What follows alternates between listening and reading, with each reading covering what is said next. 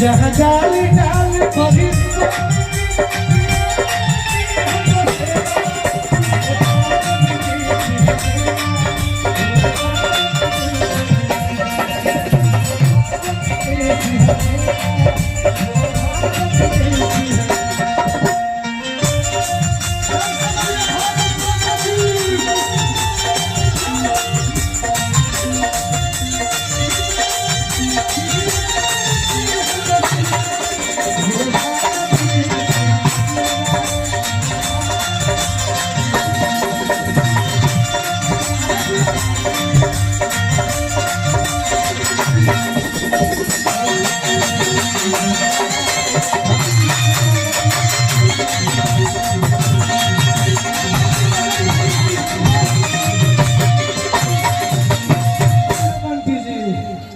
आपका घर किस जिला में पड़ेगा?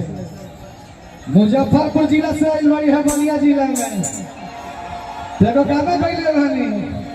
अरे कि सीधी है लइका धके, अरे की गलिया, अरे कि सीधी है लइका धके, अरे की गलिया, अरे कि ये दादा हम ना जाई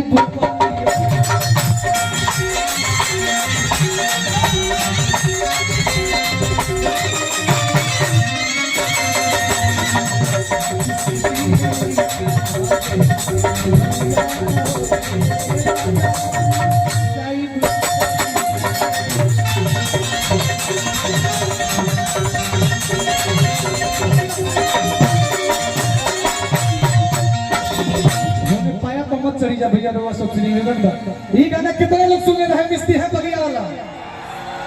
गाना बजावत रहे के बाद यही में एगो होली के गाना हमारा आइल बा। कब अरे की भोरही मंगाई बेगा, अरे की रमवे के पौआ, अरे की एक पैक हमारा कि तू पैक रउआ। होली हा एक गौरी गाना गावे बनी, अरे कि अपन भौजी रही तीनी मन से डलवैती हो। अगर हमारा अपन भौजी रही भाई, हमारे माँ भाई के भौजाई बारी से हमारा से रंग बैठी से लगवाओ, यही बीच में हमारो भौजाई रही तो हमारा के कुमारे ना मार दे तबे हम लोग। अरे कि अपन भौजी रही तीनी मन से डलवैती हो भैया, कि अपन देवरवा के हर की दिल न दुखैती। ये दोनों गाना होली में गाना मचाने के भाई हमारा तबे अपना भाईरल खेती गाँव तबे लड़की कहला कि सब कर गरम मिजाज बा। ये बलिया है बंटी जी, बबली जी, ये बलिया है। यहाँ पे प्यार से जान मांगिएगा, जान दे दिया। कलाकार के एगो जिला ना होला,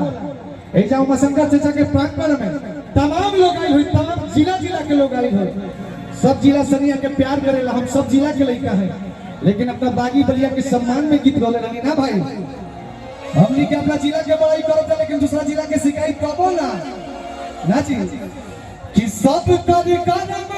मिजाज बा, रावण भैया दोनों ही वाला भाव, कि सब कर गरम मिजाज बा, कि जे पाए बाबू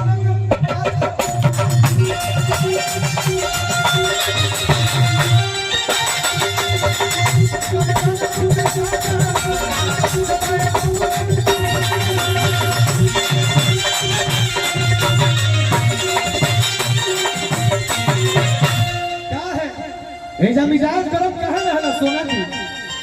ऐसे मिजाज गरम रहला हमार भाई कि ई हम बगावत के माटी हो,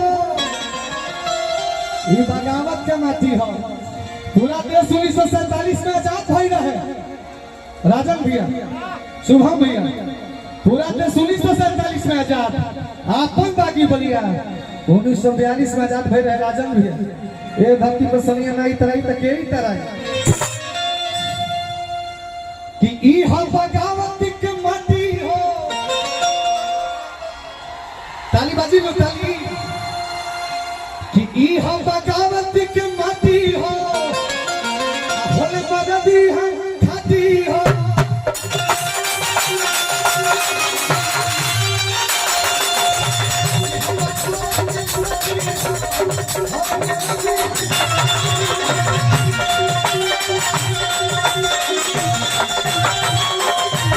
ई हम बगावत के माटी ये मरद होले खाती काहे से कि तब सीने धाधा अरे की आगी हो अरे की बलिया जिला घर बा तकवन बात के डर बा झाबर सिंह गार्जियन को से पुरस्कार दे लेगा और गाना गौले रही अरे की खाली कुकुर ले भोंकता ने गली आवे कितना लोग सुने भाई गाना जिया हमारा भाई कि खाली कुकुर ले भोंकता ने गली आवे अरे कि हम बोलावा तनी आऊ कब बलिया में कि रंगदारी ढूंढी जाई तोरा गली आवे अरे कि हम बोलावा तनी आऊ कब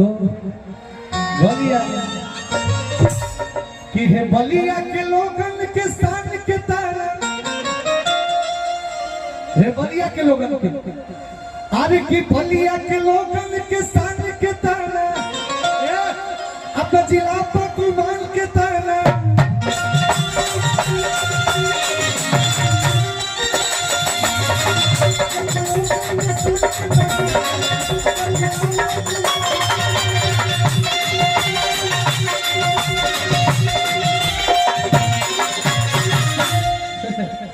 बलिया के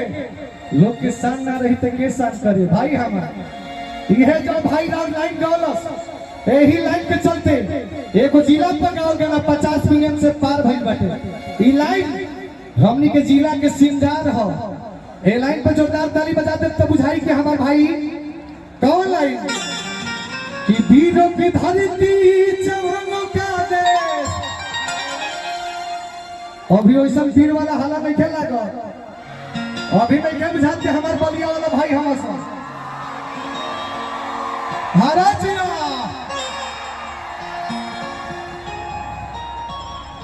चुमा दे तरू चुमा दे तरी तो देखा हमारे भाई का पूछा था अच्छा सा बातें को पूछी किसी हुई भूतन सहलो पूछा था इनका से हमारे भाई पूछा था सर अच्छा सा बातें को पूछी किसी हर की दलान में बोलाई तो हर की चलिए हो बाबू माई भाई के सुता के अरे तो खूब तो प्यारी अरे दिया बाबू कि अपन उठावा से उठावा हर सतई भूखी में उठ बोट सटाएगी कि नहीं सटाएगी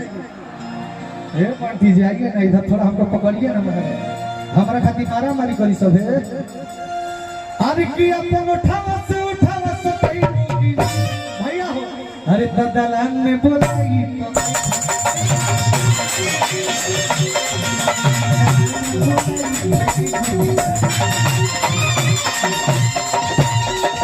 जाति रहल पर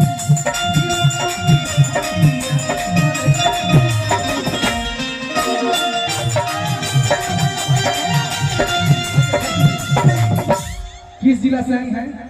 किस जिला से समस्त मुजफ्फरपुर से आई भाई अरे जाति रहल पर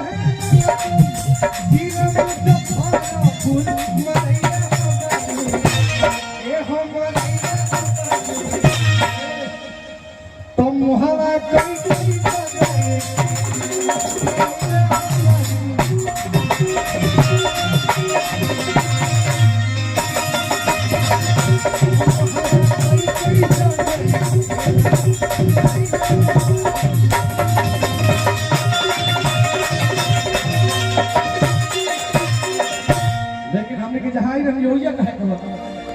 कि वीरों की धरती जवानों का देश ताली बाजे नु भाई कि वीरों की धरती चमन गाने कि बाकी हम बलिया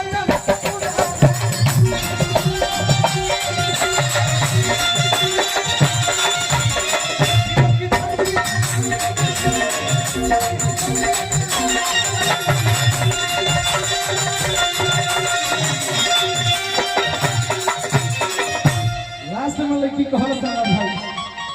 कि साचो पतिया में ना को हर की हो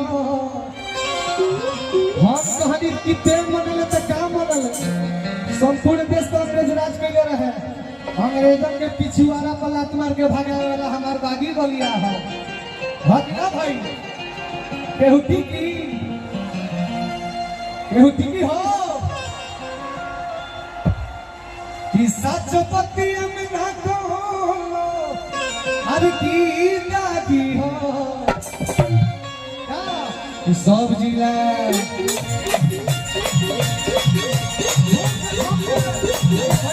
अब की नींद ना बजी अब के हमार भाइयों के ताली बजी तब ओकर भाई सनिया गाई हमार भाई ताली बजे हंसा आ सनिया रे सब के छोटका गाई सनिया बाजी नु ताली का कि सब जिला खाली जिला हमार जिला बलिया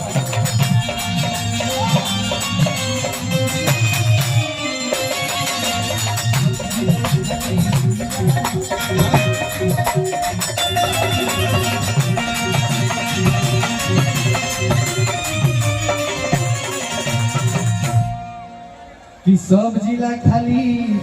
जिला हो अरे कि हमार जिला बलिया आवाज ना आई कि हमार जिला बलिया अरे कि